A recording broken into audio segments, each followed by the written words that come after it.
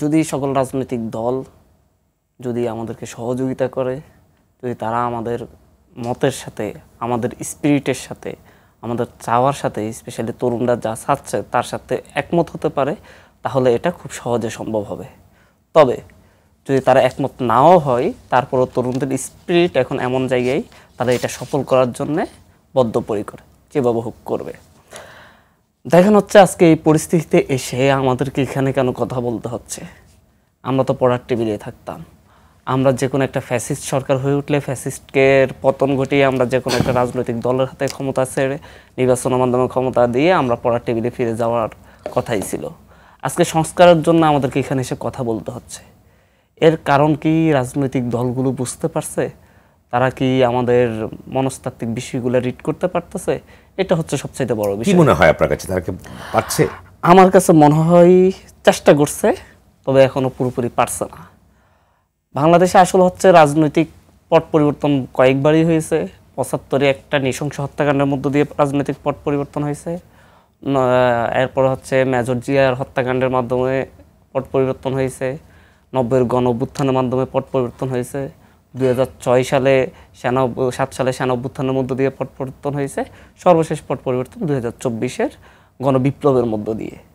কিন্তু বারবার যে স্পিরিটকে ধারণ করে এই অভ্যুত্থানগুলো হয়েছে, এই পট পরিবর্তনগুলো হয়েছে, আমি বলবো ৭৫ এবং ৮১-র যে পট পরিবর্তন, সেটাকে আমি কোনো স্পিরিটকে ধারণ করে পট পরিবর্তন সেটা বলবো না।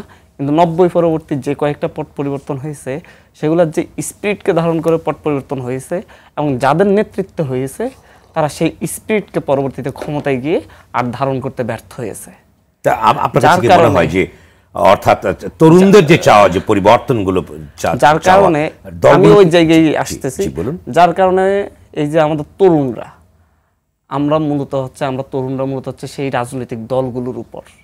আমি এখানে দলগুলো বলতে হচ্ছে আমরা বারবার হচ্ছে প্রধান দলগুলোকে মিন করার কথা বললো, কিন্তু ওনাদের সাথে জোটবদ্ধ প্রত্যেকটা দলকে, কিংস পার্টিকেও আমরা মিন করি। রাজনৈতিক দলগুলোর নেতৃবৃন্দ তারা হচ্ছে বারবার জনগণকে রাস্তায় নামিয়ে, তাদের স্পিরিটকে কাজে লাগিয়ে, তাদের সংস্কারের চিন্তাকে কাজে লাগিয়ে ক্ষমতা চেঞ্জ করে নিজেরা ক্ষমতায় গিয়ে তারপর সেই স্পিরিট থেকে নিজেরাই সরে গেছে। এবং এর কারণে হচ্ছে একটা অবিশ্বাস জন্ম হয়েছে। তরুণ প্রজন্ম এখন আর হচ্ছে বিশ্বাস রাখতে চাচ্ছে না। বিএনপি ৩১ দফা দিয়েছে রাষ্ট্র সংস্কারের জন্যে, কিন্তু আমাদের তরুণ সমাজ এটা বিশ্বাস করতে পারছে না যে এটা ৯০-এর ৩ জোটের রূপরেখার মতো, বিএনপি জোটের নেতৃত্বাধীন জোটের যে রূপরেখা ছিল সেই রূপরেখার মতো ব্যর্থ হবে না, ক্ষমতায় গেলে তারা এটা পূরণ করবে বলে বিশ্বাস রাখতে পারছে না। যার কারণে তাদের এই ৩১ দফা অবশ্যই খুবই হচ্ছে সংস্কারের জন্য খুবই উপযোগী, কিন্তু আমরা আসলে বিশ্বাস রাখতে পারতেছি না বলে আমরা মনে করি যে এগুলা সহ আমাদের যেই রূপরেখা আসবে, যে রূপরেখাগুলো আমরা দিব, এবং হচ্ছে আমাদের যেই গভর্নমেন্ট আছে, আমরা যারা বিপ্লব করেছি তারা একটা রূপরেখা দিবে, এবং হচ্ছে আমাদের যেই গভর্নমেন্ট আছে অন্তর্বর্তীকালীন সরকার, তারা একটা রূপরেখা দিবে। সমন্বয়ে এই সংস্কারটা এই অন্তর্বর্তীকালীন সরকারই নিশ্চিত করবে, এবং এই সংস্কারকে পরবর্তীতে সংবিধানে সংযুক্ত করার দায়িত্ব পরবর্তী যে সরকার ক্ষমতায় আসবে তারাই নেবে। এটাই হচ্ছে আমাদের মেইন কথা। প্রথমত সংস্কার, আগে সংস্কার, তারপর ইলেকশন, এবং এটা হইতে হবে এই অন্তর্বর্তীকালীন সরকারের মাধ্যমেই।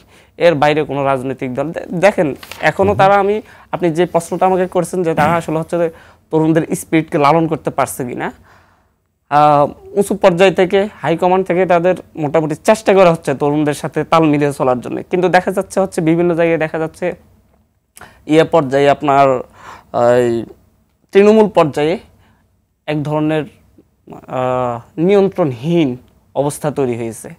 আপনার ডিজোন করা হচ্ছে, হচ্ছে শুধুমাত্র ডিজোন করলে একজন ডিজোন করে আরেকজন সাপোর্ট দেয়, যে হচ্ছে সেন্ট্রাল থেকে ডিজোন করলে হলে স্থানীয় নেতা তাকে সাপোর্ট দেয় অন্যায় দখলদারিত্ব চাঁদাবাজি করার জন্য। আজকে সকালেই নোয়াখালীর হাতিয়া দ্বীপে 2 গ্রুপের সংঘর্ষে একটা যুবদল নেতা মারা গেল, নিহত হলো।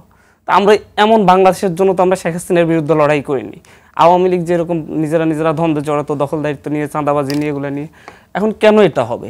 এই কন্ট্রোলটা না আনতে পারাটা যেমন হচ্ছে একটা দলের ব্যর্থতা, ঠিক তেমনই হচ্ছে এটা একটা সংস্কৃতি তৈরি হয়েছে। এই সংস্কৃতি থেকে বের হয়ে আসতে হলে এই দলগুলোর যে রাজনীতি, সেই স্বাধীনতার পর থেকে করে আসছে, এটা থেকে বের হতে তাদেরকে অনেক ব্যাক পোহাতে হবে বলে আমার মনে হচ্ছে।